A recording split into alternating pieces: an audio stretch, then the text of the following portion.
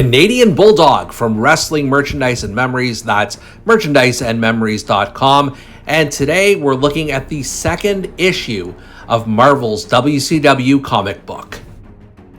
Just before we get started, wanted to remind you that Wrestling Merchandise and Memories has more than 100 unique and conversation-starting top 50 lists on its website. Check it out at bit.ly/top 50 lists. The second edition of Marvel's WCW comic book was released in May of 1992 and features Ron Simmons on the cover. Damn! When we last left off, Ron Simmons had won a battle royal to determine the number one contender to the championship. And WCW World Champion Lex Luger, whom I believe was gone from the company by the time this issue hit newsstands, had pile-driven Simmons on top of the winner's trophy. We're told by Missy Hyatt that Simmons has been so badly injured, his wrestling future is now uncertain. Damn! That Luger will have to defend his title against 3 opponents at the next Clash of the Champions. Fast forward to the Clash, where Rick and Scott Steiner are taking on Big Barney and Feral Fred. I think the Steiner brothers deserve better. At least give them the State Patrol. The Steiners are manhandling the jobbers, but then, midway through the match, announcers Jim Ross and Terrence Taylor, who's substituting for Paulie Dangerously in this issue, decide they're bored and cut away to a video where Sting, through numerous flashbacks, explains how he and Lex Luger used to be best friends. But now they're enemies, or at least at this point frenemies, and will be battling it out for the gold later tonight. After that, we go back to ringside where the squash match is over. Guess that's what happens when you cut away from live wrestling for a pre-taped interview, huh? Rick and Scott have won their match and are responding to yet another pre-taped interview, this one by Bobby Eaton and Arn Anderson. There's no way they'll ever get the jump on us, Big Papa Pump proclaims, just as Bobby and Arn do exactly that, disguised as old-timey popcorn vendors. I guess Steiner should have done the math. It's main event time at the Clash of the Champions with WCW champion Lex Luger against his 3 top contenders. There's Z-Man Tom Zink, who has never been a number 1 contender for anything in his life ever. Sting, who's dressed in green, even though he clearly had different face paint in the pre-tape. And, Ron Simmons. Wait a second. I thought Ron Simmons' future was uncertain, and that was just a few panels ago. Anyone going to explain how he returned from career-threatening injury in time for the main event? And hey, so long as he's healthy, why not give Simmons, the number 1 contender, a title shot? Damn! Apparently, Marvel's idea of a 3-on-1 handicap match is to have Luger run the gauntlet against each contender.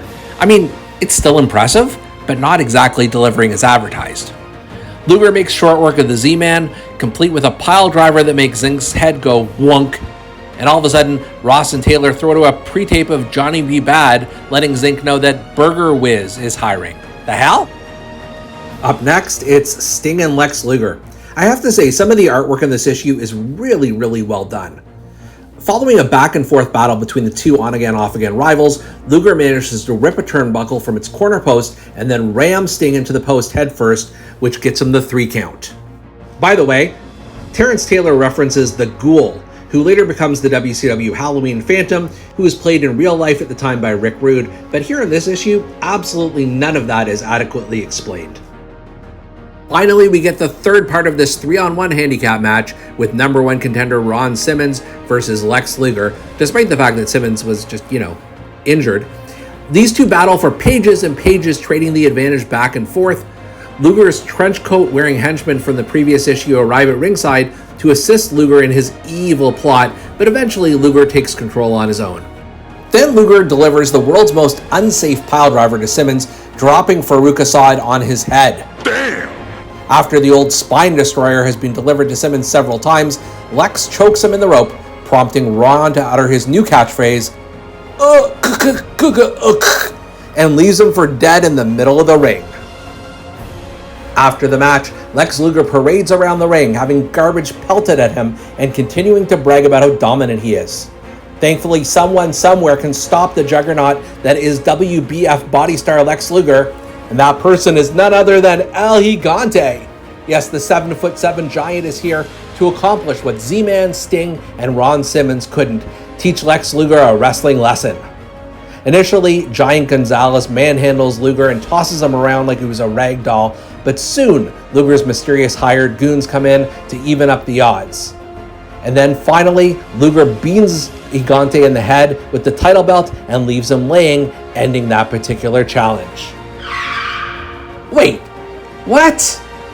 Lex Luger, who is literally already out of WCW, is getting past his top 3 challengers.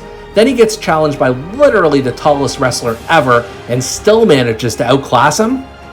By the way, how exactly was this the revenge of Ron Simmons? Damn! Meanwhile, at the pier, 4 hired goons are lifting a crate full of explosives to sea. Could this finally be the moment where they blow Z-Man to smithereens? Tune in next time to find out. Do you remember Marvel's WCW comic book series? Leave a comment below, make sure to thumbs up and like this video, and subscribe to Wrestling Merchandise and Memories for more great content.